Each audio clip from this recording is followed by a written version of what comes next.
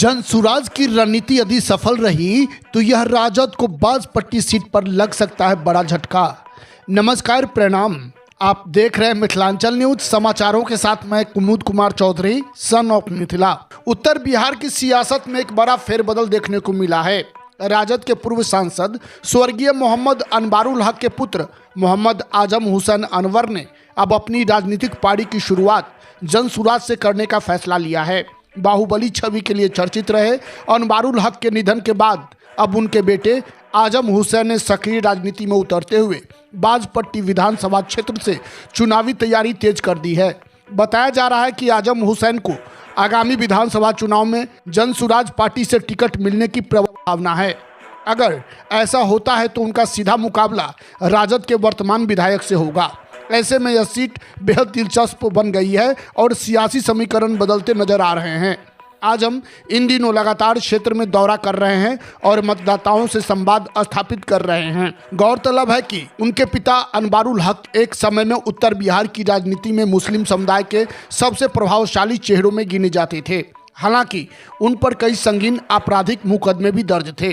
उनके निधन के बाद राजनीति में उनकी जगह लेने का जिम्मा अब आजम ने संभाल लिया है। हालांकि आजम अपने पिता की छवि से पूरी तरह अलग होने की कोशिश कर रहे हैं, लेकिन उनके आसपास भी बंदूकधारियों की मौजूदगी यह संकेत देती है कि वे फिलहाल उस प्रभाव से खुद को पूरी तरह अलग नहीं कर पाए हैं।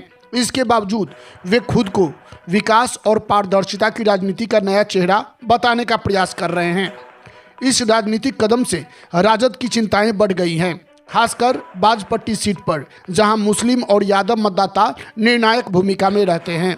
आजम हुसैन की सक्रियता और जनसुराज की रणनीति यदि सफल रही तो यह राजद के लिए बड़ा झटका साबित हो सकता है। मोहम्मद आजम हुसैन ने बताया कि मैं अपने पिता की राजनीतिक विरासत को आगे बढ़ा रहा हूं, लेकिन एक नई सोच और नई दिशा के साथ। मेरी प्राथमिकता लोगों की समस्याएं सुनना और उन्हें समाधान देना है, न कि डर पैदा करना। मैं चाहता हूं कि लोग मुझसे जुड़ाव महसूस करें, न कि भय। सुनिए क्या कहते हैं मोहम्मद आजम हुसैन, पूर्व सांसद अनवारुल हक के पुत्र। देश दुनिया के साथ साथ बिहार झारखंड के चप्पे चप्पे की हर छोटी बड़ी खबरों को देखने के लिए देखते रहिए मिथिलांचल न्यूज, जहां खबरों का सिलसिला कभी नहीं थमता। हसन हुसैन की कुर्बानी का दिन है। तो हसन हुसैन की कुर्बानी के दिन हम सभी अल्पसंख्यक समाज के जो लोग यहाँ आते हैं उनकी शहादत में एक दिवस मनाते हैं। उसी शहादत के दिवस में आज ये मनाया जा रहा है और हम इसमें शिरकत किए हैं। मेरे पिताजी एक लीडर थे, नेता थे। वो गरीबों की रक्षा करते थे, वो समाज की लड़ाई लड़ते थे, वो समाज के लिए जेल जाने का काम करते थे। वो कभी आज तक किसी फौजीदारी केस में जेल जाने का काम नहीं किया, किसी का खून खराबा हत्या करने का काम नहीं किया उन्होंने। मैं उस बाप का बेटा हूँ और उसी के मार्गदर्शकों पे मैं चलने का काम कर रहा हूँ। जिस तरह उन्होंने समाज के लिए लड़ने मरने का काम किया और समाज के लिए उन्होंने जेल जाने का काम किया, उनके ऊपर जितनी धाराएं, जितने केस मुकदमाएं हैं, उसमें से एक भी केस मुकदमा कोई खून का हत्या का अपहरण का नहीं है। उन्होंने हर लड़ाई अपने जनता के लिए लड़ा, अपने समाज के लिए लड़ने का काम किया और वही लड़ाई मैं लड़ने जा रहा हूँ इस सीतामढ़ी जिला के लिए और आने वाले वक्त में बिहार के लिए। हमारे जनसुराज की तरफ से यही कहना है कि बिहार में एक बदलाव लाना है। इस बार लोग जो जनसुराज कितना हल्का ले रहे हैं, इस बार जो रिजल्ट निकलेगा पता चल जाएगा कि जनसुराज की क्या सलाहियत है और हमारे प्रशांत किशोर की कैसी रणनीति चलती है देश में। वो अपने आप को फिर एक बार फिर साबित करेंगे कि हम वो कैसे रणनीतिकार है और पूरे विश्व, इस बार पूरा विश्व जानेगा। वो जब उन्होंने रणनीति लगाई है, उन्होंने किसी दूसरे दल की रणनीति लगाई है, उन्होंने दूसरे दल को पुष्टअप किया और दूसरे दल का सरकार बनाया है। और प्रशांत किशोर अपने जीवन में प्रथम बार बिहार में एक दल बनाया है, उसका नाम जनसुराज रखा है और वो पहली बार वो अपना दल बनाकर ये साबित करेंगे कि मैं अपना दल बनाकर भी सरकार बना सकता हूँ। ये बात पूरा दुनिया जानेगा।